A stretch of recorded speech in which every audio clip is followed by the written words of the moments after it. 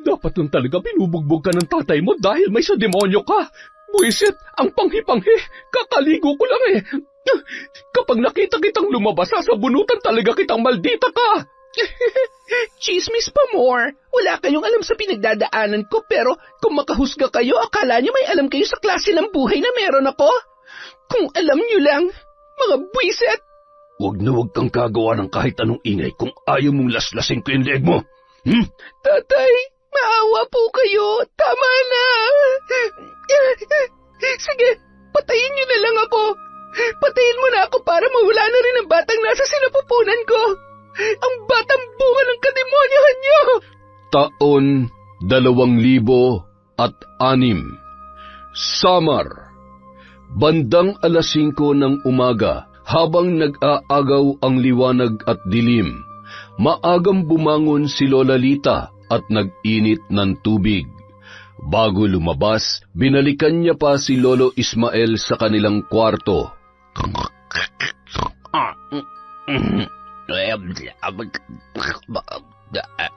Abat, ano kayong napapanaginipan ng mokong na ito? Siguro'y nambababae ka sa panaginip mo, no? Aray, naman, ang aga-aga mo naman manakit. Bakit ka ba nanghahampas? Kung gusto mo pang tumabi sa akin ay halika, mahiga ka pa rito. Hindi yung magkasalubong na naman yung mga kilay mo na tig-3 piraso na lamang. Tigilan mo nga ako, Ismael. Kaya ayaw na ayaw kitang pinatatambay sa tindahan dahil malamang kung sino-sinong babae ang sinisipat mo. At pati sa panaginip mo ay pinagpapantasyahan mo pa. Ano ba sinasabi mo dyan? Hindi totoo yan. Ano ka ba naman, Lita? Kung kailan naman tayo tumanda ng ganito ay ngayon ka pa naging selosa. Ay, kahit marami maganda at sexy dyan ay... siguradong hindi naman sila papatol sa akin. Ay, ganon, ha? Asa na yung bulis tambo ko? Kaya pala hanggang panaginip ay pinagpapantasya mo na lang kung sino man babae ang sinipat-sipat mo. Bumangon ka ng lintik ka. Bumili ka ng tinapay at asukal at kaping-kape na ako. Ay! Ay, ito na nga, babangon na. Tutupin ko lang muna itong mga ito. Ay, inaantok pa ako. Ganda pa naman ng panaginip ko eh. Minsan lamang makakamay sa magandang dalagay na udlot pa. Aray, ang kati-kati na naman ng pet ko. Ay, kaya ayaw ko nag-uulam na sardinas at mukhang magnanaknak na naman itong... Habang patuloy sa pagkamot, ay nakakunot noon namang naghihintay sa labas ng kwarto si Lola Lita at nakapamewang pa. Baka gusto mong bilisan dyan. Abay, ano pang kinakamot-kamot mo? Ilang buwan na kitang napapansin na panay ang kamot. Siguro ay hindi ka na naman nagpapalit ng brief mo kaya nangangati ka na. Ay, wala ito. May nakapasok lang na langgam. Akin na yung pambili. Huwag ka na masyadong maingay at natutulog pa si Bimbo. Puyat pa naman yun. Madaling araw na nung umuwi. Ay, ayan. Ayusin mo ang pagbili. 1/4 na asukal, tsaka tinapay. Samahan mo na rin ng konting bilis at makapagdating mo ay malamig na itong inilit kong tubig. Matapos yon, agad na kinuha ni Lola Lita ang walis tingting, lumabas sa bahay at sinundan ng tingin ang noon ay papalabas niyang asawa sa tarangkahan na si Lolo Ismael. Nagsimula na siyang magwalis sa harap ng kanilang bahay. Habang nagwawalis, mula sa di kalayuan, may naririnig siyang iyak na natitiyak niyang nagmumula sa kapitbahay nila na si Kaloy. Napatanaw pa siya sa kinaroroonan ng bahay noon. Mahigit 1 dekada na nang muling bumalik si Kaloy sa kanilang baryo kasama ang anak nito sa kanyang kinakasama. Siya na ang nagpalaki at nagpaaral sa bata. Kilala din yon bilang matapang at walang sinisino kahit sarili nitong kamag-anak. Kaya naman, kahit nagiging usap-usapan na ang tungkol sa pananakit niya sa sarili niyang anak, ay walang sino man ang nagtatangkang makialam. Sakto naman napatapat si Lolo Ismael sa bahay noon habang naririnig niya ang mga palo ni Kaloy at halos tumitili na sa pag-iyak ang anak niyang 13 taong gulang pa lamang. Dahan-dahan niyang inihakbang ang kanyang mga paa at pilit na pinakikinggan ang sinasabi ng lalaki sa anak nitong si Ella. Napakatigas ng ulo mo. Hanggat nandito ka sa poder ko, ako ang susundin mo. Sa susunod na hindi ka sumunod sa gusto ko, mapapatay talaga kita. Pareho lang kayo ng nanay mo, mga walang kwenta. Tay, tama na po. Tama na. Huwag kang lalabas ng bahay, ha? Sa oras na suwayin mo pa ako, ibibiting kita ng patiwarik. Nanginginig ang tuhod na nakasuksok sa sulok at patuloy sa paghikbi si Ella. Kitang-kita niya ang nanlilisik na mata ng kanyang tatay Kaloy habang iniinda ang mga latay sa iba't ibang parte ng kanyang katawan. Opo, hindi na po, tay. Hindi na po. Samantala, bigla namang binilisan ni Lolo Ismael ang paglalakad habang umiiling-iling. Nakaramdam siya ng labis na awa para sa dalagita mula ng maliit pa lamang, halos araw-araw na pinagmamalupitan yon ng kanyang ama. Wari nila, kay Ella ibinubuhos ni Kaloy ang galit niya sa ina ng bata. Nang makarating sa tindahan si Lolo Ismael, agad naman nakiusisa ang tindero dahil rinig doon ang pagpupumalahaw ni Ella at ang galit na boses ni Kaloy. Ma Ismael, mukhang may happy na naman yung kapitbahay mo, ah. Sinabi mo pa, kawawa talaga yan si Ella. Hindi na lumaki dahil sa bugbog at palo ng Kaloy na yan. Ay, dapat kasi nung pa in-report niya sa DSWD. Sabagay, nakakatakot kalabanin si Mang Kaloy kung sarili niyang anak nasasaktan niya. Paano pa kaya yung ibang tao na magsusumbong? Totoo yan. Binata pa lamang yan ay kinatatakutan na yan dito. Sarili niyang kapatid at pinsan ay muntik na nga niya mapatay, kaya walang nangangahas na magsumbong. Lalo na ako. Baka mamaya ay tagain na lamang kami niyan o hindi kaya ay magliyab na lang bigla yung bahay namin. O siya, pabili nga ako ng... Ano po yan? Ano nga ba yung pinabibili ni Lita? Nakalimutan ko tuloy. Siguro ay maglalaba yun. Isang bareta ng sabong panlaba at kape. Ano pa ba? Ay, okay na siguro yan. Babalik na lang ako kung may nakalimutan ako. Eto ang bayad. Matapos mailagay sa supot ang kanyang pinamili, agad nang lumakad ang matanda pabalik sa kanilang bahay. Nakasalubong niya pa si Mang Kaloy na nakayuko at bitbit ang bag na gamit sa pagkakarpintero. Nagkatitigan pa sila ni Lolo Ismael, sabay yumuko na lamang at nagpatay mali siya ang matanda. Pakinig niya ang kalabog ng kanyang dibdib nung mga oras na yon. Lagi rin kasing dala noon ang kanyang malaking kaluban. Kilalang matapang at walang inaatrasan si Kaloy. Lalong naging mas bantog yon maging sa mga karatig lugar nang minsang mapabalita na nakapatay ng aswang. Umuwi kasi yon kasama ang kanyang kinakasama na ipinagbubuntis pa lamang si Ella. Bagamat buntis ay natipuhan yon ng aswang na matagal na ring nambibiktima maging sa iba pang lugar. Mapangahas na pumasok yon sa bahay kaya naman napuruhan ni Kaloy gamit ang kanyang itak. Kinaumagahan, isang matandang babae na pinaghihinalaang aswang ang napabalitang patay dahil sa napakarami noong sugat. Para masigurong hindi na sila mababalikan ng mga kalahi noon, ay agad din nilisan ni Kaloy ang baryo kasama ang kanyang kinakasama. Bumalik lamang yon nang tuluyan na siyang hiwalayan ng nanay ni Ella at nagpasyang doon na permanenteng manirahan kasama ang kanilang anak. Samantala, napakamot ulo na si Lola Lita sa kahihintay sa kanyang asawa. Nakapamewang yon at sumandal sa may tarangkahan, nakatanaw sa naglalakad na si Lolo Ismael at palingon-lingon sa bahay ni Mang Kaloy. Ang aga-aga ay talagang pinaiinit ng gurang na to ang ulo ko, ah. Hoy! Baka gusto mong bilisan ang paglalakad at malamig na yung tubig. Kahit kailan talaga inuuna mo pa ang pagiging tsismoso mo. Binilisan na lamang ni Lolo Ismael ang kanyang hakbang at pangising-ising lumapit sa kanyang asawa. Huwag ka na magalit dyan, baka tumanda yung itsura mo. Yan na yung pinabili mo. Bareta at kape, anong gagawin ko sa mga ito? Tatamis ba yung kape mo kapag nilagyan ko ng sabong panlaba, ha? Napakabobo mo talagang utusan. Aray ko, masakit. Huwag ka na magalit.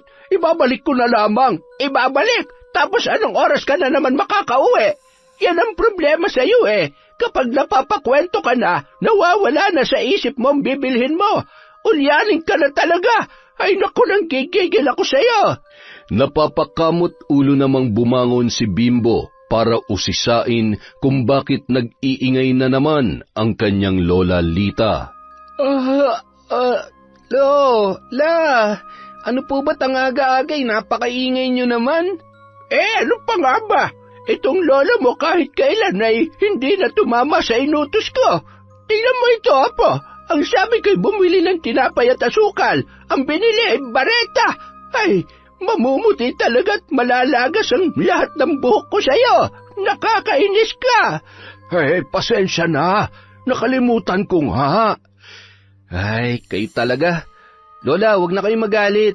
Hindi po ba't nagbilin ako sa inyo kahapon na yung asukal at tinapay na binili ko ay iniligay ko muna sa may bigasan para hindi lang gamin? Ay, oo nga, ano. Nakalimutan ko rin. Buti naman at pinaalala mo. Siya, pasensya na kung naistorbo ang tulog mo. Maigi pa magkape na muna tayo at bumalik ka na lang sa pagtulog pagkatapos. Hindi na po ako makakatulog kapag nagkape na ako, Lola. At saka, lalong hindi po ako makakatulog kung maghapon yung aawayin si Lolo. Sige na, Apo. Matulog ka na ulit. Tatambay na lang muna ako sa tindahan pagkatapos magkape ng hindi na magbungangayan lola mo. Ay, sus! Ako pa, lumabas na masama.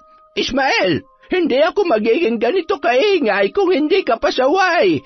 Mula noon hanggang ngayon, di ka na nagbago.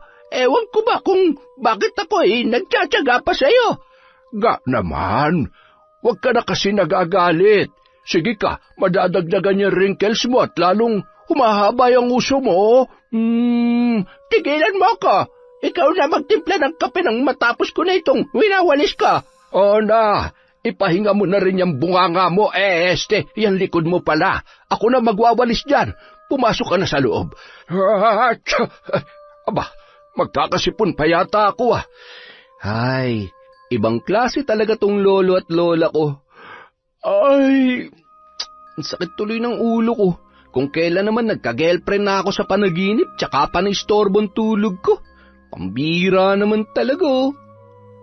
Nagtatrabaho sa isang karinderya sa bayan si Bimbo bilang kusinero.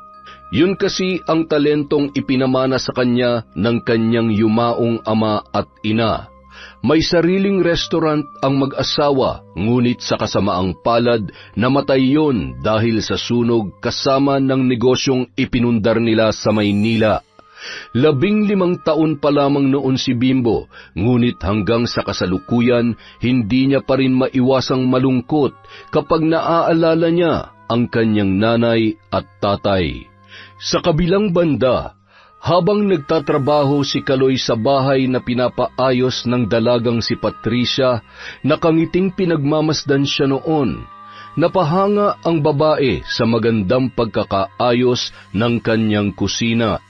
Nagkakilala sila nang minsang pumasyal si Patricia sa bahay ng isa sa malapit na kaibigan ng kanyang ama. Si Mang Kaloy din kasi ang isa sa mga trabahante nang pinapagawa nila ang kanilang bahay. Maayos kasi yung magtrabaho, kaya kahit may kasungitan, maraming kumukuha sa kanya na karaniwan ay umaabot sa mga karatig baryo. Kung may kasamahan o katuwang sa pagtatrabaho, ay kalmadong ginagawa lamang niya ang nakatoka sa kanyang gawain at hindi gaanong nakikipagkwentuhan. Gusto niya kasing matapos agad ang kanyang ginagawa, lalo na't mag-isa lamang sa bahay si Ella. Nung maliit pa yon, kasama niya ang bata kapag siya ay nagtatrabaho. Nagdadala lamang siya ng bigas at duyan na tutulugan ng kanyang anak. Kapag wala namang trabaho, taniman ng gulay at nyugan ang kanyang pinagkakaabalahan. Kinuha ni Patricia ang isang pitsil ng tubig at baso sa kusina at tinawag si Mang Kaloy. Kaloy, uminom ka muna ng tubig. Kanina ka pa nagtatrabaho dyan, siguradong nauuhaw ka na. Agad namang lumapit si Kaloy sa babae. Salamat, Patricia. Grabe, ang init ngayon. Mas lalo tuloy sumasakit ang ulo ko. Bakit? May lagnat ka ba? Masama bang pakiramdam mo? Ay, wala. Masyado ko naman maalalahanin. Ay, sumasakit lang ang ulo ko sa dami ng iniisip, tapos dumagdag pa ang pasaway kong anak na saksakan ng tigas ng ulo. Yung anak mong si Ella? Bakit? Mukha naman siya mabait ah. Mukha lang anghel yon, pero habang tumatagal ay nagiging pasaway na at lakwatsera. Alam mo, nagsisisi nga ako na pinag-aral ko ang batang yun eh. Sa halip na maging masunurin, natuto pang sumagot-sagot sa akin. Baka naman nangangatwiran lang. Anak ko lang siya, at kung ano sabihin ko, dapat sinusunod niya. Akong bumubuhay sa kanya, no? Ako lahat mula nung layasan kami ng magaling niyang ina, kaya wala siya sa mundong to kung wala ako. Utang niyan lahat sa akin, kaya wala siyang karapatang suwayin ako. Alam mo, Kaloy, mahirap talaga kapag nagdadalaga na at walang ina. Ako nga, nung nawala sa akin ang nanay ko, halos hindi ko na alam kung paano itutuloy ang buhay ko eh.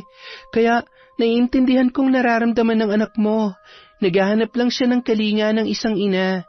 Siguradong naghahanap siya ng makakausap at mapagsasabihan. Kaya dapat nag-aasawa ka na lang ulit eh. At sino naman ang magkakagusto pa sa akin? May isa na akong anak, hindi rin ako mapera at... Kaloy, hindi naman rason yon. Alam mo minsan, kailangan lang talasan natin ang pakiramdam natin at buksan natin na maayos ang mga mata natin para makita ang hinahanap natin. O kaya, baka yung taong para sa iyo ay nandyan lamang sa tabi-tabi. Napakaswerte nga ng babaeng mamahalin mo eh dahil marunong ka sa buhay, masipag, mabait, kaya ang totoo niyan, ang gaan-gaan ng loob ko sa'yo. Hinawakan ni Patricia ang muka ng lalaki. Halos hindi makapagsalita si Kaloy, lalo na nang marahang hagkanyon ni Patricia. Malay mo, kaya ka pala iniwan ng kasintahan mo noon dahil akong babaeng nakalaan para sa'yo. Matagal ko na ring hinintay na makatagpo ng katulad mo. At ngayon nandito ka na. Hindi na kita pakakawalan pa, Kaloy. Sa kabilang banda, palingon-lingon si Atoy bago lumusot sa tarangkahan ng bahay ni Ella. Pagkatapos ay sumilip muna siya sa awang ng pinto at siniguro na wala doon si Mang Kaloy. Ella? Ella, nandyan ka ba? Naririnig mo ba ako? Nang marinig ni Ella ang boses ng kanyang kaibigan, agad siyang bumangon at dahan-dahan na naglakad papunta sa may pintuan. Atoy, anong ginagawa mo rito? Hindi ka rin pumasok? Recess naman, kaya tumakas muna ako. Doon ako dumaan sa may likod ng classroom natin. Nag-alala kasi ako sa iyo eh. Ano ba nangyari? Pinalo ka na naman ba ng tatay mo? Oo. Hindi naman nabago yon. Hindi ko alam kung kailan ulit ako makakapasok. Nagalit siya dahil ginabi ako ng uwi. Ayaw niya maniwala na gumawa lamang tayo ng project. Kaya ayun, mula kagabi hanggang kaninang umaga, pinalo-palo niya ako. Baka hindi na ako makapasok pa, Atoy. Huwag ka magkukwento sa mga kaklase natin, ha? Pati sa teacher natin.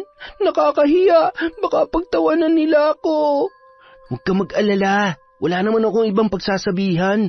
Ay, napakasama talaga ng ugali ng tatay mo. Huwag ka mag-alala. Kapag nakapagtapos na ako at gumanda ang buhay ko, itatakas kita dito at hindi na tayo magpapakita sa tatay mo. Hindi ka na niya masasaktan.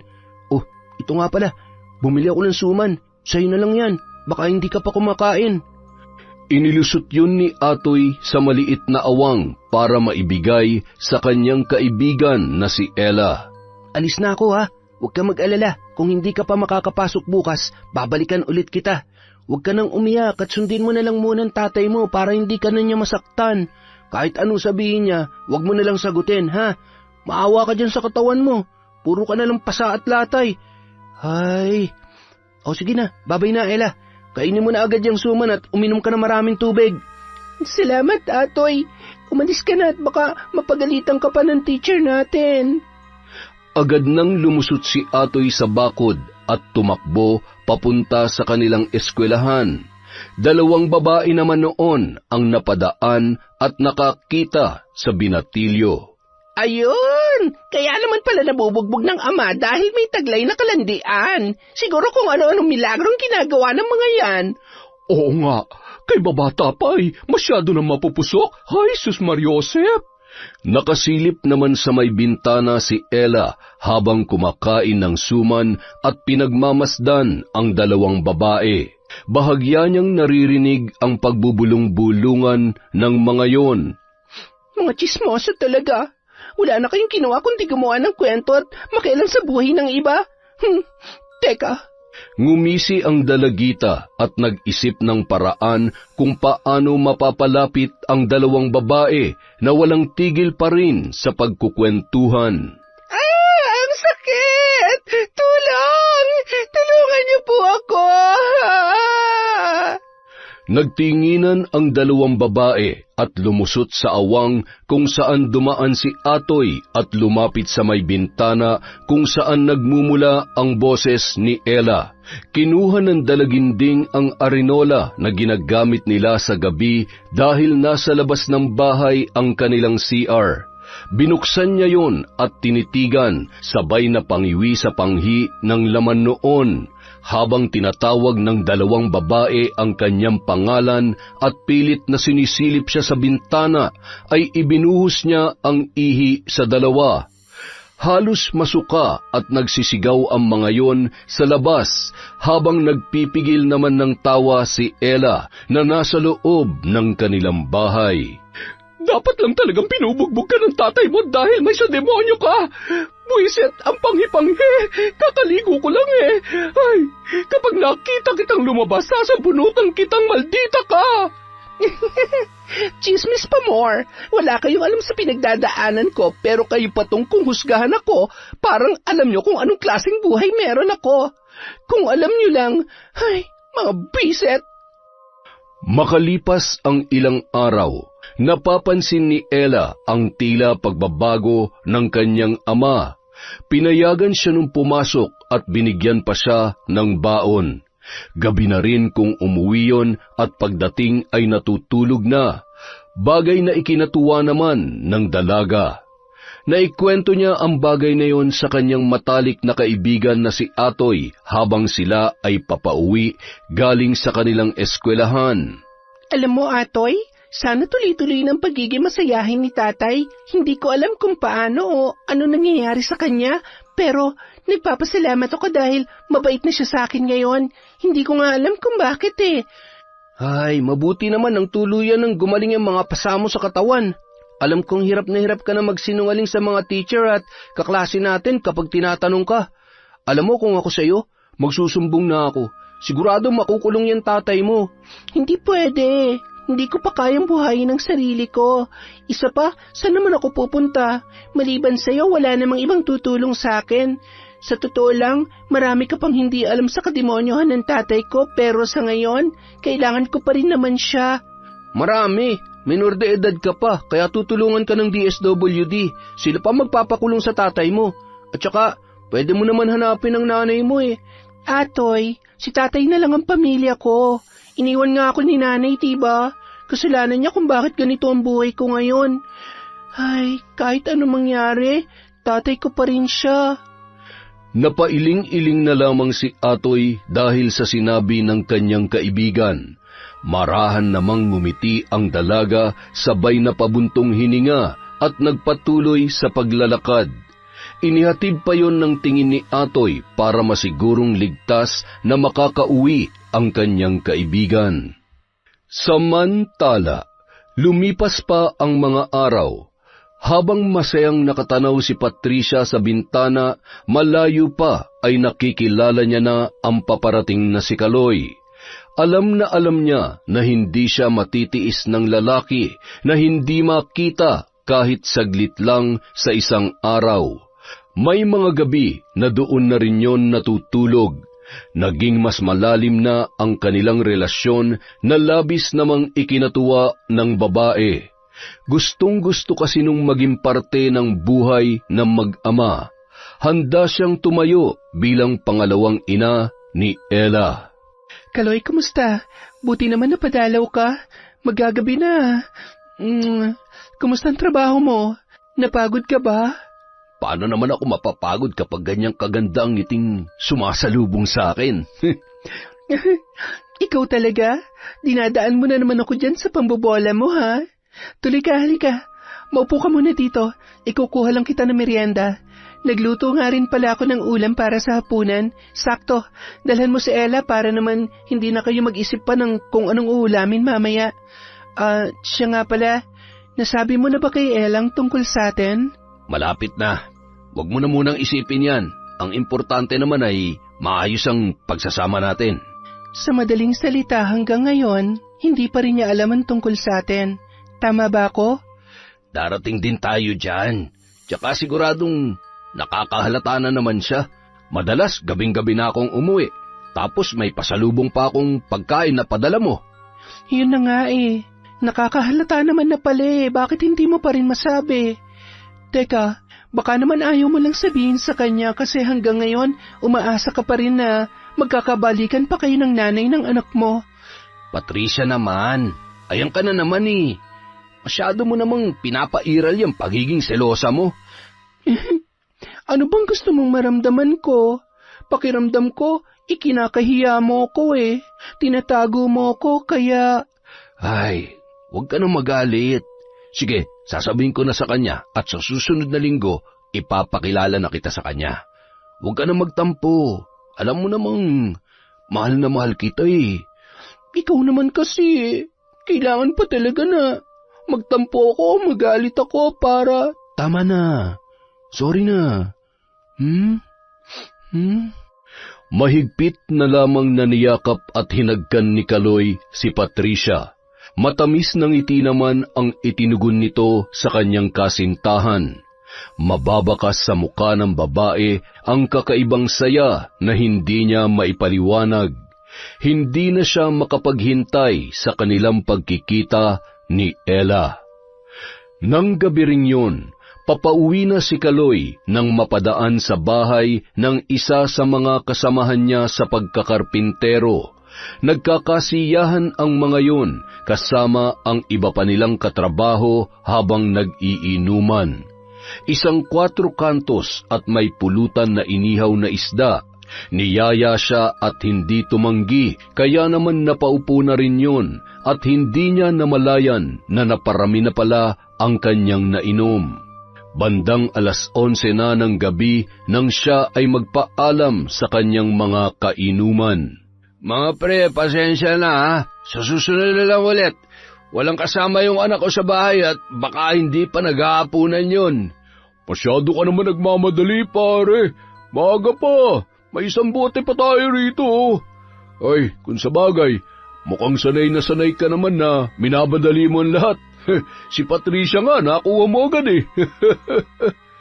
Bigla na lamang nagpanting ang tenga noon at kinwelyuhan ang isa sa kanyang mga kainuman.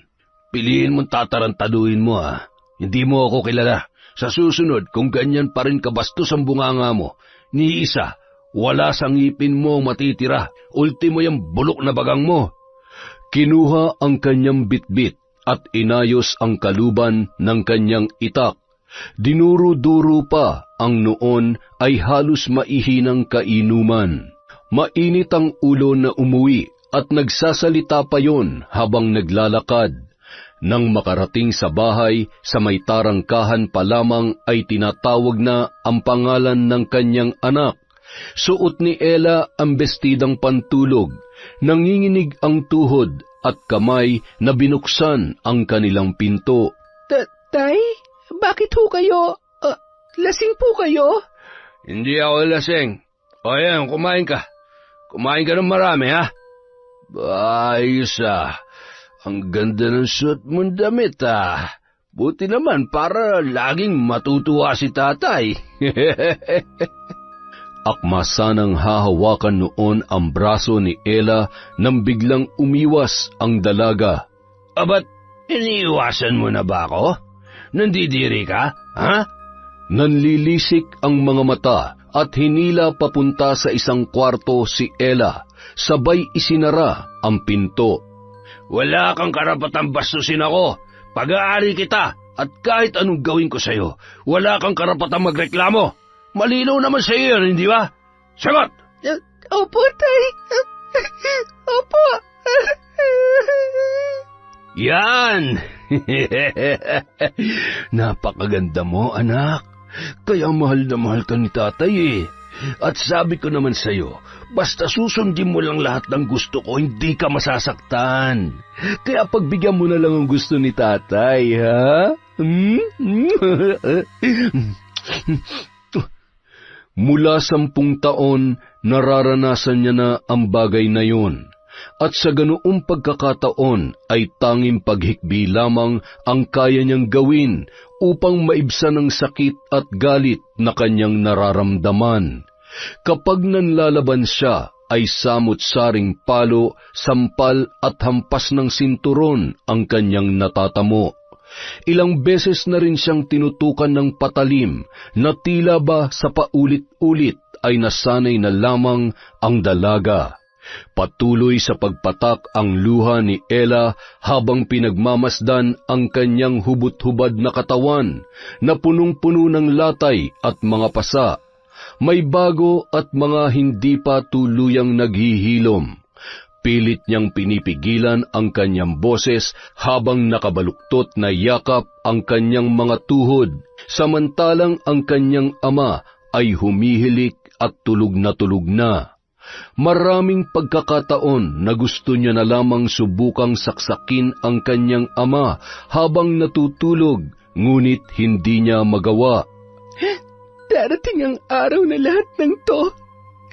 Lahat ng kademonyohan mo ay pagbabayaran mo. Hindi sa lahat ng oras malakas ka.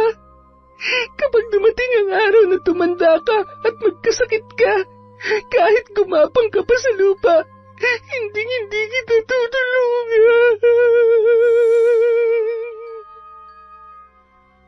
Kinaumagahan. Pagkabangon ay agad na bumungad kay Kaloy ang mga pasa ng kanyang anak. Napailing-iling yon, sabay na pabuntong hininga. Hindi pwedeng makita ni Patricia ang mga pasa niya. Wala siyang pwedeng malaman tungkol sa nangyayari sa loob ng bahay na to. Gamutin mo yung mga pasa mo. Mula ngayon, huwag ka rin magsusuot ng maigsi para hindi makita mga yan. Huwag ka munang papasok, ha? Tumingin lamang sa kisame si Ella habang patuloy sa pagsasalita si Kaloy. May mga pagkakataon na ayaw niya na lamang tingnan ang muka ng kanyang ama. Lumabas ng kwarto at dali-daling naligo ang lalaki. Bago umalis, bumili muna yon ng ulam para sa kanyang anak. Bumangon ka na dyan. Mag-almusal ka na at asikasuin mo na yung sarili mo. Hindi ka muna pwedeng lumabas ng bahay at tumigil ka na sa pakikipagkaibigan sa atoy na yon kung ayaw mong pugutan ko siya ng ulo. Katulad ng nakagawian, kinandado ni Kaloy ang pinto at tarangkahan. Walang ganang bumangon at tumungo si Ella sa lababo. Paulit-ulit yung naghilamos habang sa inaalala lahat ng pinagdaanan niya sa kanyang sariling ama. Hindi niya namalayan na napahagulhol na lamang siya at sinasakal na ang kanyang sarili hanggang sa nahirapan na yung huminga.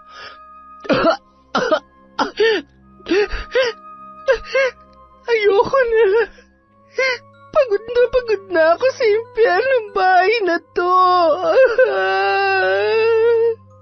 Samantala, habang nagkakape ang mag-asawang sina Lola Lita at Ismael, pati na rin ang apo nilang si Bimbo, may kung anong tinatanaw si Lolo Ismael habang hawak ng kanyang kanang kamay ang tasa at ang kaliwang kamay ay kinakamot ang kanyang puwet.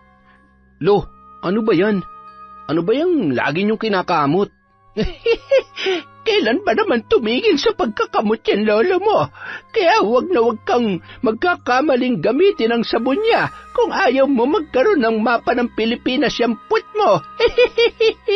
Kay sus, kaya pala nagtataka ako kung bakit minsan may bigla na lamang tumutubong buni dito sa tagiliran ko. Ikaw palang salarin, Lo? Ano magagawa ko? Halos 1 taon ko nang ginagamot ito. Habang tumatagal ay lalong lumalaki at... wala namang amoy pero saksakan ng kati. Ay, lintik ka. Kapag ako nahawa niyan ay palalayasin kita rito. Ayan, mag-aaway na naman kayo. Hamot, bibilhan ko kayo ng mas mainam na gamot sa galis, sa pangangatilo. Maigi pa, Apo, para sumarap-sarap naman ang tulog ko. Maiba ko. Nakikita niyo pa ba si Ella? Mukhang hindi na lumalabas ng bahay. Baka naman nabuntis na ng kasama niya laging si Atoy. Parang kagabi ay umuwi na namang lasing si Kaloy. Lo, tumigil na nga kayo sa pakikiusyoso sa mag-amang yun. Maigi nang nag-iingat. Alam niyo naman. Hayaan mo siya. At kapag yan ay nahuli ni Kaloy na nakikipaghuntahan dun sa tindahan, mapuputulan ka talaga ng dila, Ismael. Sinasabi ko sa iyo, kung kailan ka pa tumanda ay doon ka pa naging tsismoso. Buti sana kung tama yung sinasabi mo mali-mali naman. Kaya talagang hindi na ako magtataka kung mabubugbog ka dahil sa katabilan ng dila mo. Kung sakali man na hindi na kaya ni Ella ang pananakit sa kanya, siguradong siya na mismong gagawa ng paraan para takasan ng tatay niya, o di kaya ay magreklamo. May isip naman na siya. Nakakaawa nga kung iisipin, pero hindi rin naman natin alam kung anong buong kwento. Malay mo may kasalanan din siya kaya siya napag-iinitan ng ama niya, o sadya talagang may saltik lamang yung si Kaloy. Hay! Ang nakakatakot, kung may iba pang kalokohang ginagawa yang si Kaloy kay Ella. Nako, kawawa yung bata kapag nagkataon. Lagi pa naman siyang lasing. Abat, talaga namang hihirit ka pa. Ismael, sinasabi ko sa iyo kung gusto mo pang mabuhay ng matagal, itiko mo yung bibig mo. Baka makita ka na lang namin na nakahandusay dyan sa daan. Wag naman sana. Ako nga'y di na halos tumatambay.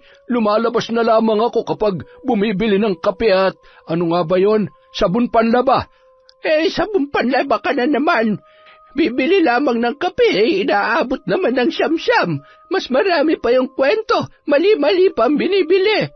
Napakamot ulo na lamang si Bimbo at pasimpleng iniwan ang lolo at lolo niya na noon ay nagbabangayan pa rin. Maya-maya pa lumabas muli ang binata at ipinakita sa 2 matanda ang larawan ng mga patay na manok na pinasa sa kanya ng kanyang kaibigan sa Karatig Barangay. Grabe, napakarami naman. Imposible naman na kagagawan ng tao yan. Laman loob lang ang pinuntirya. Nako, baka may aswang na naman na pag-alagalat ng bibiktima ng mga hayop dito. Hindi naman na bago yan. Sadyang may aswang dito sa lugar natin. Mabuti nga at hayop lamang ang binibiktima. Nung kapanahunan namin ay halos gabi-gabing nambibiktima ng mga buntis ang mga yan. Pati na rin yung mga may sakit. Nung ipinagbubuntis ko ang tatay mo noon, kung ano-anong pangontra ang ginagamit namin, may taboy lamang ang mga aswang na umaali-aligid hanggang sa may panganak ko siya. Kaya ikaw, mag-iingat ka. Madalas ka pa namang umuwi ng alanganing oras. Mula nung araw na yun, naging matunog na naman ang kwento sa pananalasa ng aswang sa mga karatig lugar, na labis namang ikinababahala ng mga tao, lalo na ng mga naapektuhan. Maraming kabuhayan na rin ang naperwisyo at nabalot na ng takot at pangamba ang mga tao sa kung anumang pwede pang mas malalang mangyari. Makalipas ang 1 linggo, pumasok nang muli sa paaralan si Ella. Kapansin-pansin ang pag-iwas nito sa kanyang mga kaklase at maging sa kanyang matalik na kaibigan na si Atoy. Pinagalitan pa yun ng kanyang mga guro dahil napapadalas na ang pagliban niya sa klase. Nangako naman ang dalaga na magpapasa ng mga kulang niya sa bawat subject upang makapasa sa kanilang klase. Ilang beses na ring tinanong yon ng kanyang mga guro, ngunit hindi naman nagsasabi ng totoo ang dalaga. Minsan na ring bumisita ang advisor nito sa kanilang bahay, ngunit lagi namang hindi maabutan si Mang Kaloy. Nang uwian na, bandang 3:00 ng hapon, nagmamadaling lumabas ng silid-aralan si Ella. Lakad-takbo namang sinundan siya ni Atoy. Ano bang problema nun? Ella! Ella! Hintayin mo ako! Bakit mo ba ako iniiwasan? Ano ba nangyayari? Pasensya ka na. Kailangan ko nang umuwi. Tsaka na lang tayo mag-usap. May kailangan lang akong asikasuhin. Hindi ako naniniwala sa'yo. Nararamdaman kong, Atoy, tama na. Nakikiusap ako, wag mo na lamang akong intindihin. Kaya ko naman ang sarili ko.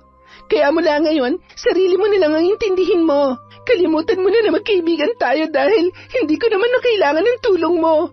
Yun ba talaga ang gusto mo? Sige, mula ngayon, hindi na ako makikialam sa'yo. Agad na lamang tumalikod si Ella at pinigilan ang pagpatak ng kanyang mga luha. Salungat man sa kanyang kalooban ang pag-iwas sa kaibigan, kailangan niyang gawin yon dahil sa mahigpit na siyang pinagbabawalan ng kanyang ama. Habang naglalakad ang dalagita ay ramdam niya ang bigat ng kanyang dibdib. Bumuntong hininga na lamang siya at mas lalo pang binilisan ang paglalakad. Nang makarating sa bahay, malayo pa siya ay napansin niya na ang babaeng nakaupo sa kanilang balkonahe. Dumiretso siya sa paglalakad at nakaramdam ng kakaibang kaba. Inisip niya na maaaring yun ang kanyang ina. Nang makalapit na, ay agad siyang nagmano at mahigpit niya yung niyakap. Kayo po bang nanay ko?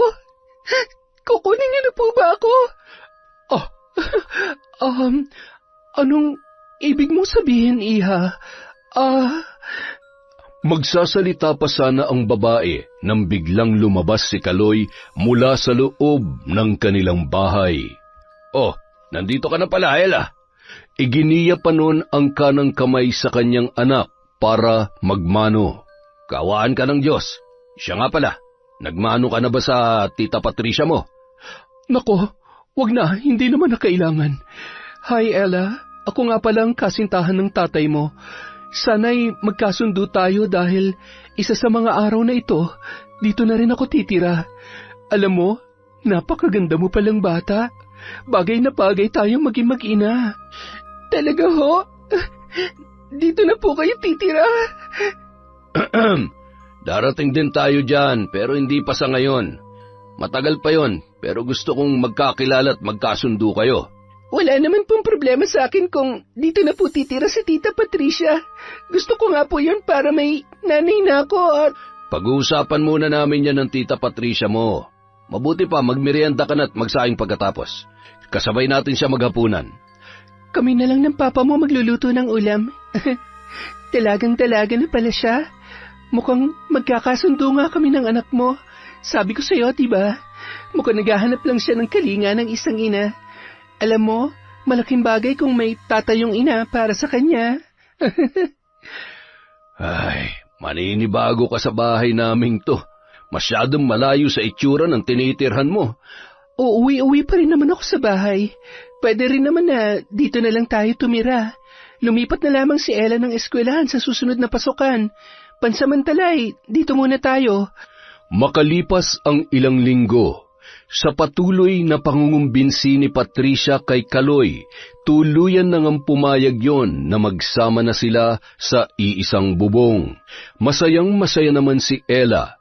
pakiramdam niya nagkaroon siya ng kalayaan mula sa pang-aabuso ng kanyang ama sa halos ilang araw pa lamang na paninirahan noon sa kanilang bahay. Isang araw, habang nasa trabaho si Kaloy at nag-aasikaso naman sa kusina si Patricia, napansin niya na hirap kumilos ang dalaga at nagsusuka. Habang nagbibihis si Ella ay biglang pumasok si Patricia sa kwarto ng dalaga. Kitang-kita niya ang mga lumang pasa sa katawan nito. Ella, ano nangyari sa mga yan? Wala po. Sadyang hindi lang po ako maingat kaya lagi akong nagkakapasa. Sandali lang po Buntis siya. Hindi ako maaari magkamali. Habang sumusuka sa lababo, marahang pinagmamasdan ni Patricia ang katawan ng dalaga at pinakikiramdaman yon. Kung masama ang pakiramdam mo, huwag mo na lamang pilitin ang sarili mong pumasok. Okay lang po ako, tita. Kaya ko naman po. Sigurado ka ba? Namumutla ka, kaya hindi na po kasi ako pwedeng lumiban sa klase. Dahil baka po kasi... wala po. Sige po, tita. Aalis na po ako. Sige. Mag-iingat ka. Nang makaalis si Ella, sinundan pa rin yon ng tingin ni Patricia. Tumingin siya sa kawalan, sabay matamis na ngumiti at napailing-iling. Bandang 4:00 ng hapon, pagdating ni Ella galing sa paaralan, nagpaalam si Patricia na uuwi muna sa kanyang bahay dahil may importante siyang aasikasuhin. Tita, huwag na po kayong umuwi. Dito na lamang po kayo, o kaya naman po, isama niyo na lang po ako. Pero nandito naman ang tatay Kaloy mo. Siguradong pauwi na rin yon. Teka, may problema ba? Alam mo, ilang beses ko na rin napapansin na parang naiilang ka at takot ka sa tatay mo. Mayroon ka bang gustong sabihin sa akin? Bigla namang napahawak sa ulo at naduwal si Ella nung mga sandaling yon. Muntik na sanang matumba ang dalaga, ngunit agad naman siyang nasalo ng kanyang tita Patricia. Diyos ko namang bata ka, ano ba talaga nangyayari? Magsabi ka nga ng totoo, buntis ka ba? Hindi ko po alam pero mahigit 1 buwan na po akong hindi dinadatnan. Posible ngang buntis ka, kung sakali man. Sino ang tatay ng batang yan? Meron ka bang boyfriend? Tita, si tatay po. Si tatay po ang may gawa nito sa akin.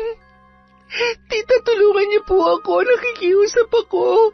Natatakot po ako. Baka kung ano pong gawin niya sa akin kapag nalaman niya na sinabi ko sa inyo ang totoo. Paulit-ulit po akong pinagsamantalahan ni tatay at sinasaktan. Ay, Diyos ko! Bakit hinayaan mo pang umabot sa ganito? Tahan na! Huwag ka mag-alala. Gagawa ko ng paraan para matakasan mo ang kahayupan ng tatay mo. Hindi ko akalain na kaya niyang gawin to sa sarili niyang anak. Mula ngayon, hindi ka na niya masasaktan pa. Hindi kita iiwan. Habang nag-uusap ang dalawa, ay natanawan nila ang noon ay paparating na si Kaloy. Sige na, pumasok ka na sa kwarto mo. Magbihis ka na. Magpahinga ka muna at sasabihin ko na lamang sa kanya na hindi pwedeng malaman ng tatay mo na nagdadalang tao ka. Ako nang bahala. Sige na. Nagmadaling pumasok sa kanyang kwarto si Ella at sinalubong naman ni Patricia si Mang Kaloy. Kumusta, mahal? Nandiyan na ba si Ella? Nasa kwarto niya. Medyo masama ang pakiramdam kaya pinagpahinga ko muna. Huwag mo na siyang alalahanin. Ako nang bahala sa anak mo. Baka napagod lang sa eskwela. Akala ko uuwi ka muna sa bahay mo ngayon. Gusto mo bang ihatid kita? Hindi na. Sa susunod na lang. Huwag mong alalahanin si Ella kung may importante kang dapat asikasuhin doon. Wala nga. Ano ka ba naman? Wala nang mas importante pa sa'yo at kay Ella. Sige na, magpalit ka na ng damit. Inihanda ko na dun sa kwarto natin. Magluluto lang muna ako para sa hapunan. Napakaswerte ko naman talaga sa mahal ko, oo. Mas maswerte ako sa'yo. Ikaw na masipag at bukod tangi sa lahat ng lalaking nakilala ko. Matapos hagkan ay mahigpit niya pang niyakap si Kaloy at ngumisi yun. Mula noon hanggang ngayon, demonyo ka pa rin. Wala kang puso. Ngayon dapat lang napagbayarin na kita sa kasalanan mo. Panahon na para putulin ang sungay mo nang hindi mo namamalayan. Masayang-masaya naman si Kaloy nung mga oras na yun. Sa unang pagkakataon, naramdaman niyang sapat siya at totoong mahal siya ng isang babae. Ngunit lingid sa kanyang kaalaman na si Patricia ang nag-iisang anak ng matandang babaeng aswang na kanyang pinatay. Karaniwang aswang na may kakayahang mag-anyong hayop katulad ng aso at pusa. Si Ella naman hindi na lumabas nung gabing yon sa kanyang kwarto. Dinalhan na lamang siya ng pagkain ni Patricia. Pagsapit ng hating gabi, habang nakahiga si Patricia ay pasimple niyang sinisilip mula sa kanilang bintana ang maliwanag na buwan. Sabay nilingon si Kaloy na noon ay nababatid niyang gising na gising pa rin. Ano kaya nangyayari kay Ella? Namimiss ko na siya. Hindi ko maintindihan ang sarili ko. Bakit kahit anong gawin ko katawan pa rin niya ang hinahanap-hanap ko? Ay... Niyakap siya ni Patricia, sabay nagkunwaring tulog na tulog. Maya-maya, inalis niya ang kamay ng babae nang mapansin niyang humihilik na yun. Pumunta yun sa kusina at kinuha ang kutsilyo, sabay inilagay sa kanyang tagiliran. Dahan-dahan niyang binuksan ang pinto ng kwarto ni Ella. Dahan-dahan niyang hinila ang kumot, dahilan para magising at muntikan ng mapatili ang dalaga. Ngunit agad namang tinakpan ng kamay ni Kaloy ang kanyang bibig at tinutukan ng kutsilyo sa kanyang leeg. Huwag kang gagawa ng kahit na anong ingay kung ayaw mong laslasing ko yung leeg mo. Tay, maawa po kayo. Tama na. Sige, patayin niyo na lang ako. Patayin mo na ako para mawala na rin ang batang nasa sinapupunan ko. Ang batang bunga ng kademonyohan ninyo. Anong ibig mo sabihin? Buntis ka? Oo, kaya mas gugustuhin ko pa mamatay na lang kesa mabuhay sa kahihiyan. Ano pang hinihintay nyo? Patayin nyo na lang ako. Nanginginig sa galit at nanlilisik ang mga mata. Gulong-gulo ang isipan nung mga sandaling yun. Sa ayaw at sa gusto mo, bubuhayin mo ang batang yan. Hindi mo pwedeng sabihin kahit kanino kung sino ang totoong tatay niyan. Aalis tayo sa lugar na ito at magsisimulang muli sa lugar kung saan wala ni isang nakakakilala sa atin. Nakasilip sa awang ng pinto, kitang-kita at rinig na rinig ni Patricia ang mga sinabi ni Kaloy. Dahilan para hindi na magdalawang isip pa ang babae na magpalit anyo. Maya-maya lamang bigla niyang sinunggaban si Kaloy sa tagiliran. Napasigaw si Ella at nanlaki ang mga mata. Hindi yun makagalaw sa kanyang posisyon habang nakikitang nakikipagbuno ang kanyang ama sa isang napakalaking aso. Hindi isang aswang na katulad mo makakapatay sa akin. Kung noon nagawa ko ng patayin ang isa sa mga kalahi mo, ngayon kaya rin kitang patayin. Tinamaan man yon ni Kaloy ay lalo lamang yung nagwala sa galit. Kinagat siya sa tiyan at hinila papalabas ang mga laman loob. Nilingon ng aswang ang dalaga na noon ay nanginginig pa rin sa takot. Nakanganga at patuloy sa pag-agos ang mga luha. Huwag! Maawa ka! Huwag mo akong papatayin! Agad na lumabas ng pinto ang halimaw at muling nanumbalik sa normal niyang anyo. Ilang sandali lamang, naghilom din agad ang sugat noon matapos niyang lawayan. Inayos ang kanyang sarili at pakunwari hinahanap si Kaloy. Ilang sandali lamang narinig ni Ella ang boses ng kanyang tiya Patricia mula sa kabilang kwarto. Kaloy? Kaloy! Nasaan ka ba? Oh, bakit bukas ang kwarto? Diyos ko! Ano nangyari dito? Ella, ano nangyari? Mahigpit na niyakap noon ang patuloy na humihikbing si Ella. Shh! Huwag ka nang umiyak. Patawarin mo ako. Hindi ko alam. Masyadong mahimbing ang tulog ko at pagising ko napansin kong wala sa tabi kong tatay mo kaya kinabahan ako at naisipan kong puntahan ka dito. Ano nangyari? Tita, may aswang. Malaking aso at nakakatakot siya. Hindi ko po alam kung bakit parang galit na galit siya kay tatay. Pero paano kung balikan niya ako? Paano kung akong gusto niyang biktimahin dahil sa batang nasa sinapupunan ko? Huminahon ka. Ang mahalaga sa ngayon ay ligtas ka. Baka kailangan lang mangyari to dahil sobra-sobra ng ginagawa niya sa'yo.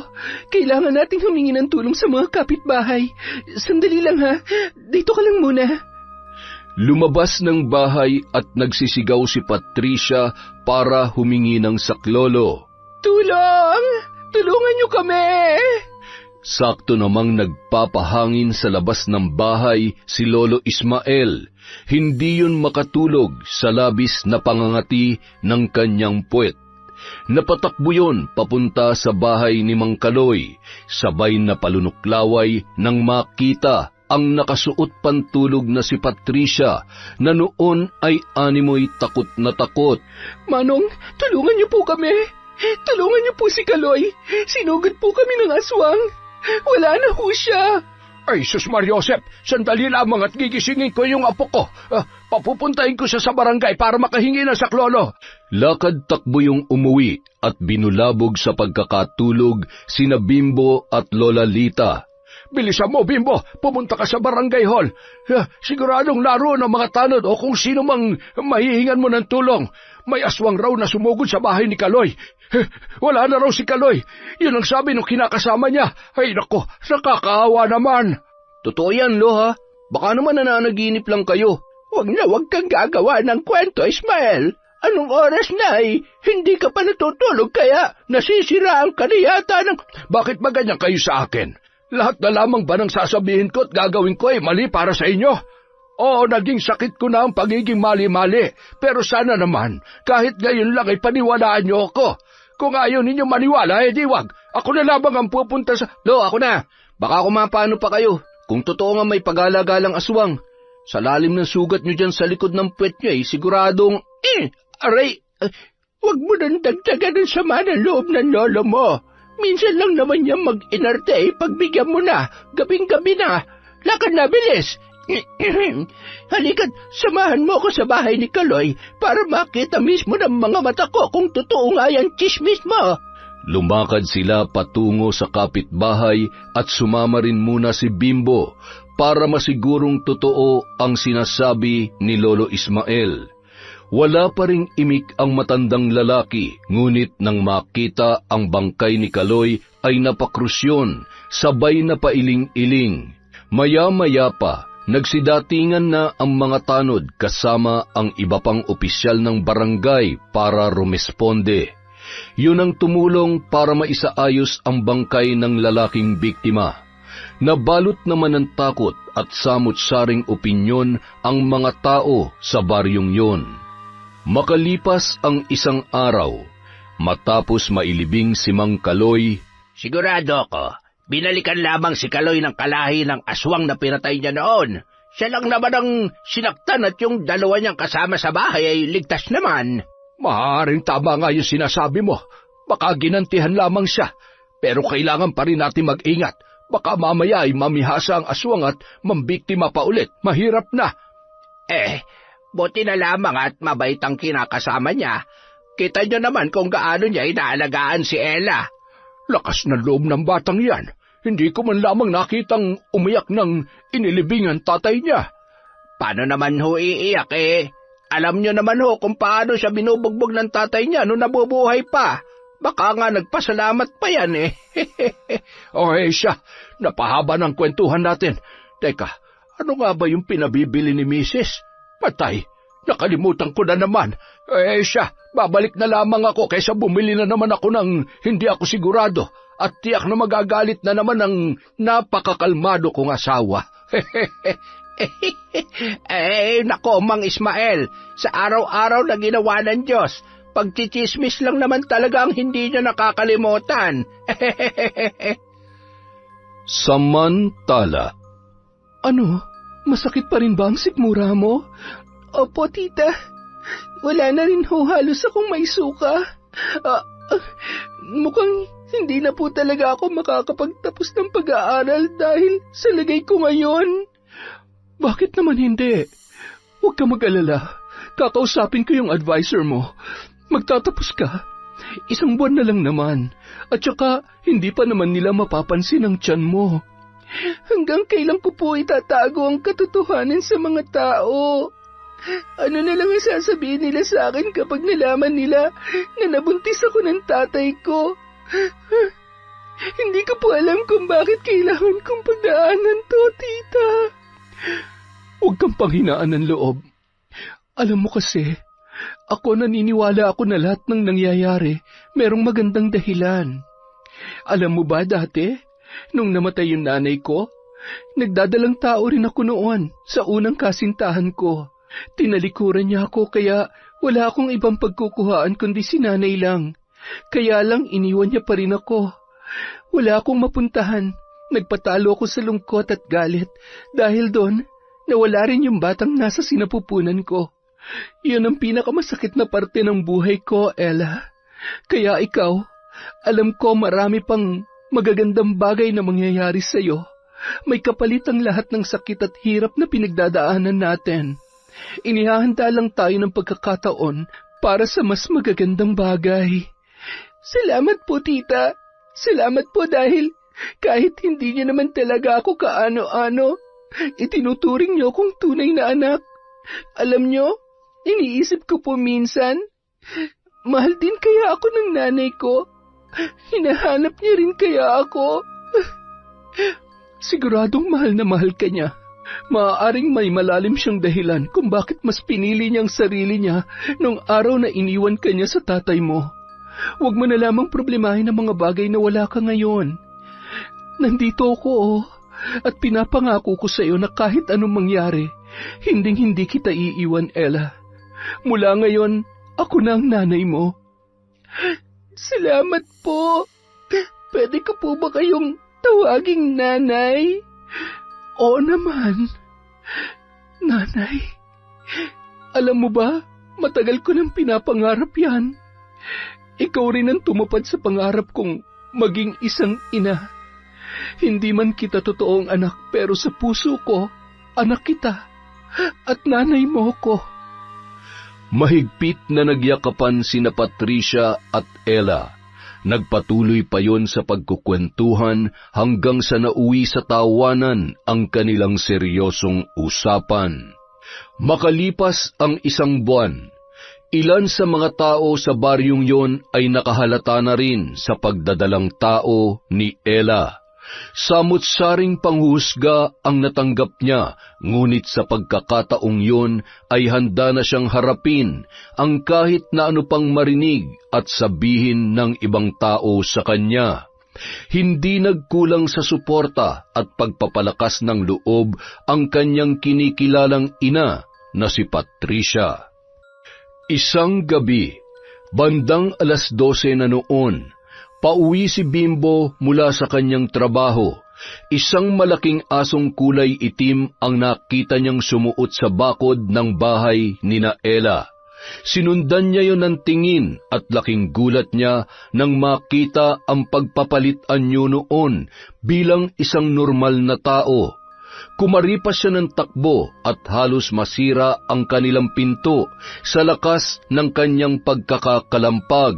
Lolo! Lola! Buksan niyo to! Ismael! Bumangon ka na!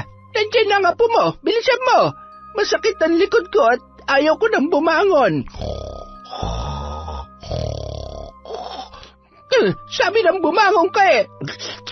Aray ko, bakit ka ba nananakit? Ay, babangon na nga eh. Kamot ulo at tila pasuray-suray pang naglakad si Lolo patungo sa pintuan. Nagkamot na naman ng puwet nang maramdaman ang labis na pangangati. Sabay inamoy-amoy niya pa yon bago binuksan ang pintuan. Bimbo, hoy, abat, gumising ka. Ay, napano ang batang ito? Ay, lintik ang panghi.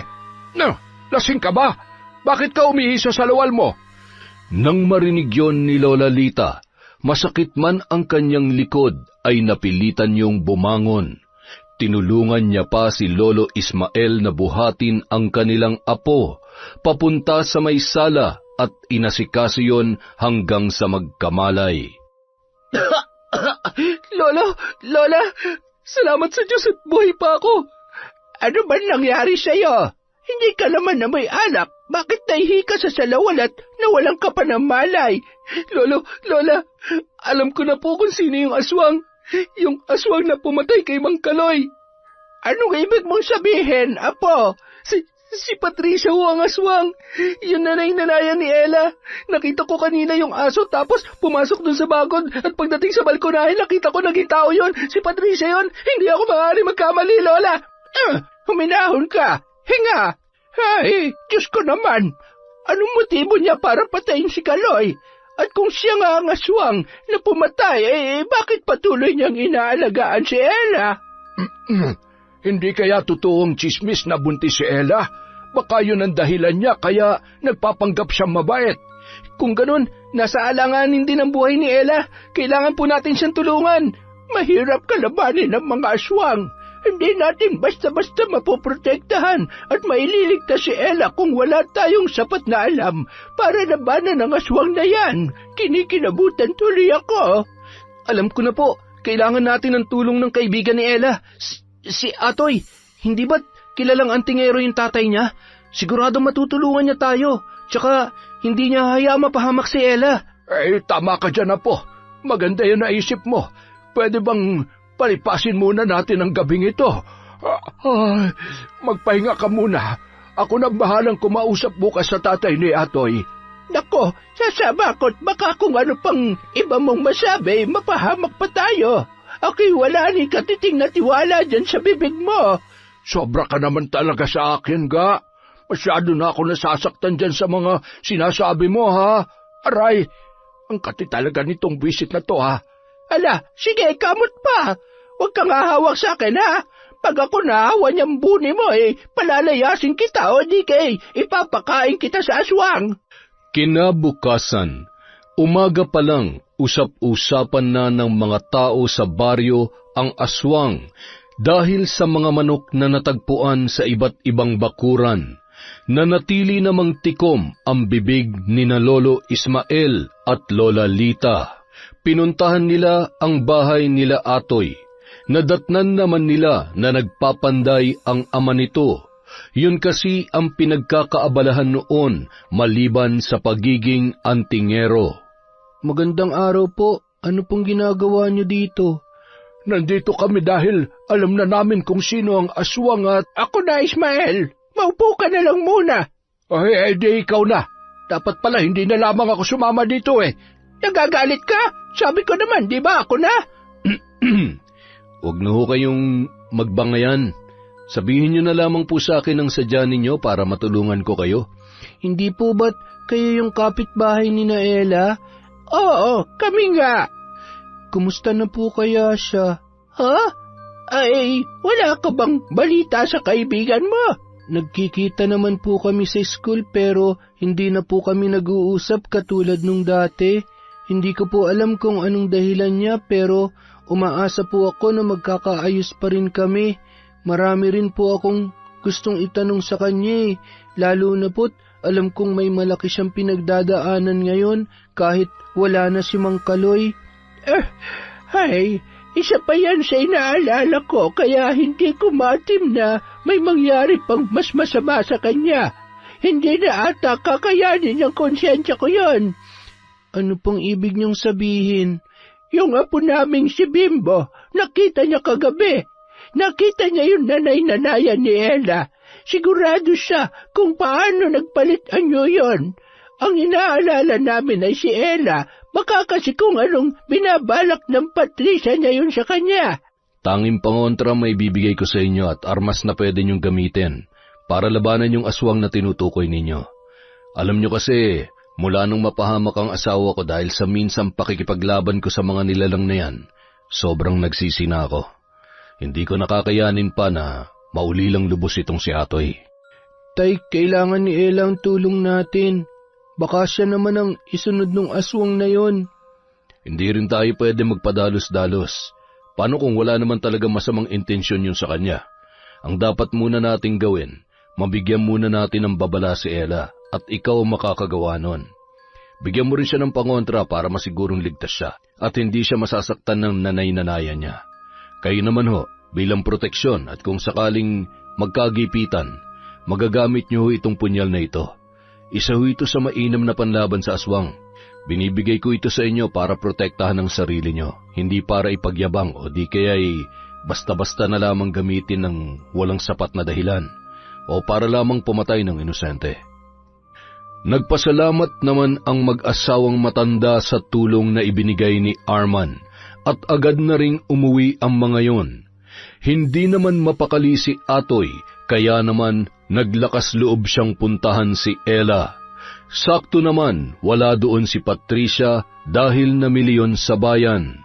Atoy, anong ginagawa mo dito? Alam kong ayaw mo na akong makausap pero kahit ngayon lang, makinig ka sa akin. Kalimutan na natin ang mga nangyari noon. Pasensya na. Kailangan ko lang talagang gawin yon dahil ayaw ko may gawin sa'yo masama si tatay.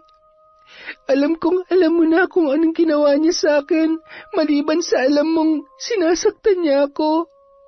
Alam ko naman ang lahat. Hindi ko lang maintindihan kung bakit inilihim mo sa akin ang bagay na yon.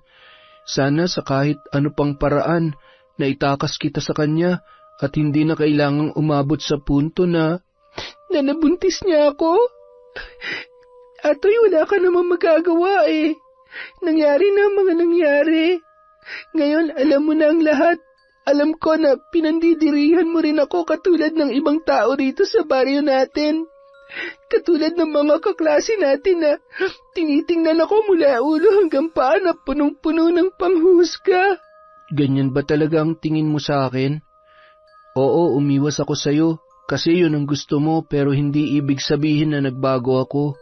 Magkaibigan pa rin tayo at kahit anong mangyari, hindi ko kaya may mangyaring masama sa'yo. Kaya makinig ka sa akin. Kailangan mo mag-ingat dahil ang totoo, yung nanay-nanayan mo, posibleng siyang pumatay sa tatay mo. Aswangan nanay-nanayan mo, Patricia. Hindi totoo yan. Sinungaling ka. Nagsasabi ako ng totoo. May nakakita sa kanya. At ikaw mismo makakapagpatunay kung totoo o hindi ang sinasabi ko sa'yo. Tanggapin mo lang ito. Itago mo to sa bulsa mo, hindi ka niya masasaktan hanggat tangan mo ang anting-anting na ito. Bibigyan ka rin niya ng sapat na lakas at linaw ng kaisipan para labanan siya sa oras ng peligro. Sabi ni tatay, nakapatay ng aswang ang tatay Kaloy mo noon. Aswang ang dahilan ng pagkamatay niya, kaya posible na dumating si Patricia sa buhay niyo para maghiganti. Aalis na ako, Ella. Ramdam ni Ella na hindi nagbibiro ang kanyang kaibigan dahil sa seryosong mukha nito. Dahilan para makaramdam siya ng takot para sa kanyang sarili at maging sa bata na nasa kanyang sinapupunan. Pilit niyang pinagtagni-tagni ang mga pangyayari. Yan kaya ang dahilan kaya lumalabas siya sa gabi? Kaya sobrang tabang niya magluto at kapag ako nagluluto, hindi siya sumasabay sa akin sa pagkain. Diyos ko, huwag naman po sana. Lahat na lang ba ng taong mahal ko, tatraidorin ako? Nang makabalik si Patricia sa bahay ay nagtataka yun dahil hindi lumalabas ng kwarto si Ella. Hindi rin siya mapakali dahil pakiramdam niya ay napakainit na para siyang sinisilaban. Hindi na yun nakatiis at pagkatapos niya magluto ay kinatok niya ang pinto ng kwarto ni Ella. Ella, anak, lumabas ka na dyan. Hindi ka ba nagugutom? Ay, ano bang gagawin ko? Hindi niya rin pwedeng mahalata na may alam ako. Bahala na. Bakit ba ganito nararamdaman ko? Bakit pakiramdam ko ako pang gumagawa ng mali sa kanya? Bahala na. Basta sa ngayon, hindi ko pwedeng ibigay ang buong tiwala ko sa kanya. Ay. Ilang sandali lamang, lumabas si Ella mula sa kwarto at nagpanggap na lamang siya na medyo masama ang pakiramdam. Hinawakan siya ni Patricia at nagulat yon nang tila ba bigla siyang napaso. Okay lang po ba kayo, Nay? Oo, anak. Okay lamang ako. Sige na, kumain ka na. Maliligo lamang ako at masyadong maalinsangan ang panahon. Ngumisi si Ella nang mapansin ang takot sa muka ng kanyang nanay Patricia. Mukhang mabisa nga ang anting-anting na ito. Huwag ka mag-alala, anak. Kung hindi ako nagawang protektahan ng sarili kong magulang, kahit buhay ko ay tataya ako para sa'yo, masiguro ko lamang na hindi ka mapapahamak. Hindi ako makakapayag na pagdaanan mo ang impyernong buhay na dinanas ko sa poder ni tatay. Kinagabihan, binantayan ni Ella ang bawat kilos ni Patricia mula sa mayat-mayang pagsulyap noon sa buwan. Maagang pumasok si Ella para magkunwaring matutulog na, pero nakikinig siya sa bawat kaluskos sa kanyang kwarto. Bandang 10:00 ng gabi, habang nakahiga, ay narinig niya ang yapak noon, papunta sa kanyang silid. Sinilip lamang siya ni Patricia at agad na ring umalis. Nagmamadali namang bumangon si Ella nang marinig na medyo may kalayuan na ang mga yapak. Nagpalinga-linga si Patricia, sabay unti-unting hinahaplos ang katawan niya habang nakatingala sa maliwanag na buwan. Nagulat na lamang yun nang may maramdaman siyang tusok sa kanyang tagiliran at ang sobrang init na pakiramdam na animoy malalapnos ang kanyang balat. Isa kang aswang. Totoo po ba na kayo ang aswang na pumatay kay tatay? Anong plano niyong gawin sa akin, ha? Papatayin niyo rin po ba ako? Bitawan mo ako. Pakiusap. Sasabihin ko ng totoo. Ella, anak, patawarin mo ko kung hindi ko masabi sa iyo yun. Ayokong matakot ka sa akin. Ayaw mo matakot ako o para paglaruan ako at gagawin mo rin biktima sa dulo? Hindi totoo yan. Sa kabila ng kahiyupan ng tatay mo at kagustuhan kong maghiganti dahil sa pagpatay niya sa nanay ko, na minsan hindi sumagi sa isip ko na idamay ka. Mas lalong nadagdagan ang galit ko sa kanya nang malaman kong ginawa niya sa'yo. Yun na nagtulak sa akin para patayin siya. Niligtas lang kita ng gabing yon sa kademonyohan ng tatay mo. Hindi ako masama. Oo, aswang ako. Pero hayop lamang ang kinakain ko. Hindi ko hinihingi maniwala ka sa akin, pero kung talagang sa tingin mo masama ako, sige, itarak mo ang kutsilyong yan sa katawan ko. Patayin mo ko. Minahal ko na kayo bilang tunay kong ina. Gulong-gulo na po ako. Hindi ko na po alam kung sinong dapat kong pagkatiwalaan. Anak, maaaring hindi tayo magkadugo. At oo, aswang nga ako. Buntis ka kaya isa kang malaking tukso para sa akin. Magkaiba man ang dugo na nananalaytay sa ating katawan, pero sa puso, anak kita. Napahagulhol na lamang ang dalawa at mahigpit na nagyakapan. Patutunayan ko sa iyo na wala akong masamang intensyon. Gagawin kong lahat para maging karapat-dapat na maging ina para sa iyo. Pipilitin kong makabalik sa normal. Hindi naman ako magiging aswang kung hindi ko tinanggap ang batong isinalin sa akin ni nanay bago siya binawian ng buhay. Dahil sa galit ko sa tatay mo at sa kagustuhan kong makapaghiganti, tinanggap ko yon. Ngayon, Wala nang dahilan pa para manatili akong halimaw. Hindi ko rin naman gustong makaparwisyo pero kailangan kong uminom ng dugo at kumain ng laman loob ng hayop. Sige na, pumasok ka na sa kwarto mo at isara mo na maayos ang pinto. Kitang-kita ni Ella ang tuluyang pagpapalit-anyo ng kanyang nanay Patricia at dahan-dahan yung tumakbo papalayo. Napahawak siya sa kanyang tiyan nang makaramdam ng kaunting paghilab dahil sa labis na takot. Sinunod niya na lamang ang bilin ng aswang. Nung mga sandaling yun, batid niya na nagsasabi ng totoo ang kanyang nanay Patricia.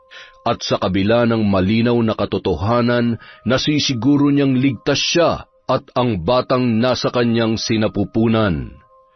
Kinaumagahan, pinuntahan ni Ella si Atoy sa bahay nito. Totoo lahat ng sinabi mo sa akin tungkol sa pagkatao ni Nanay Patricia, pero hindi siya masama katulad ng iniisip mo. Hindi niya ako sasaktan. Paanong hindi? Nagawa niyang patayin yung tatay mo.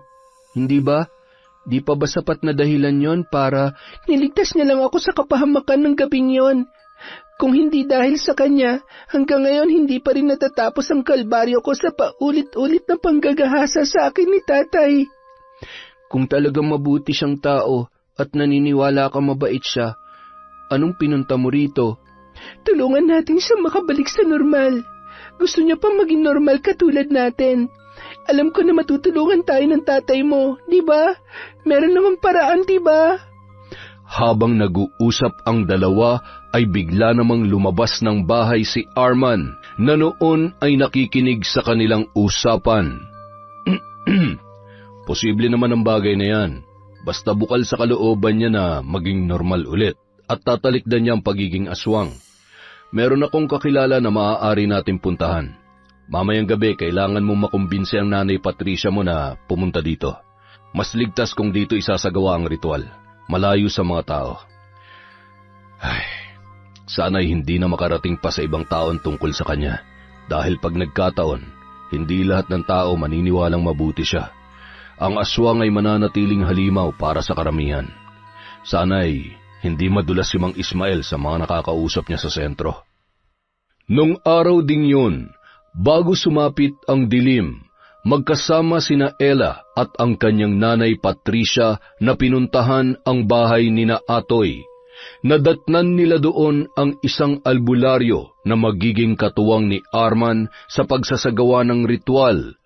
Ilang sandali pa, matagumpay nilang naibalik sa normal si Patricia, ngunit kailangang manatili yun doon sa loob ng 3 araw dahil sa labis na panghihina ng kanyang katawan.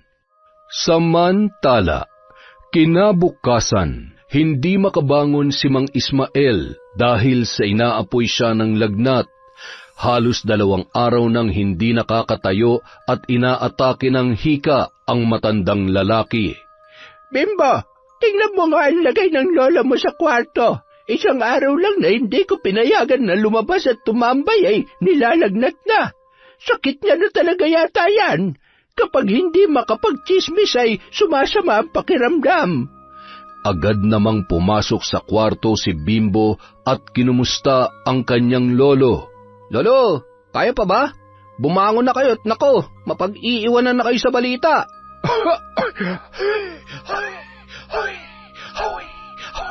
Ano balita? Silip-silipin mo si Ella, baka mamaya ay... Huwag niyo na munang alalahanin si Ella. Hindi naman yung pababayaan ni Atoy at ni Mang Arman. Basta kahit anong mangyari, wala kayong pagsasabihan ng kung anumang nalaman natin, ha? Ang totoo, wala na tayong dapat ikatakot dahil hawak na ni Mang Arman si Patricia. Nabawi na nila yun mula sa pagiging aswang. Aba, salamat naman sa Diyos. Makakatulog na ulit tayo na mahimbing sa gabi. Agad namang dumugtong ang matandang babae sa sinabi ng kanyang apo at ngumiti yun. Napapahanga ako ng Patricia na yan, ha? Hindi lahat ay kayang magpakamagulang. Tingnan mo, siya pa pala itong totoong magmamahal at magmamalasakit kay Ella. hindi man siya swerte sa totoo niyang mga magulang, ipinaranas naman yun sa kanya ni Patricia na walang hinihinging kapalit. Makalipas ang ilang taon, nakatira na si Ella at ang anak nito sa bahay ni Patricia. Mas malaki at mas maaliwalas yun. Nag-aaral na rin noon ang dalaga sa kolehiyo sa tulong ng kanyang nanay Patricia. Naku, napakabait naman talaga ng apo ko. Gabi na. Nasaan na kaya ang nanay mo? Ay naku, mukha yatang uulan pa. Kinarga niya ang bata at tumungo sila sa may balkonahe. Napangiti naman yon nang matanaw si Ella na nakaangkas sa motor ni Atoy. Salamat sa paghatid.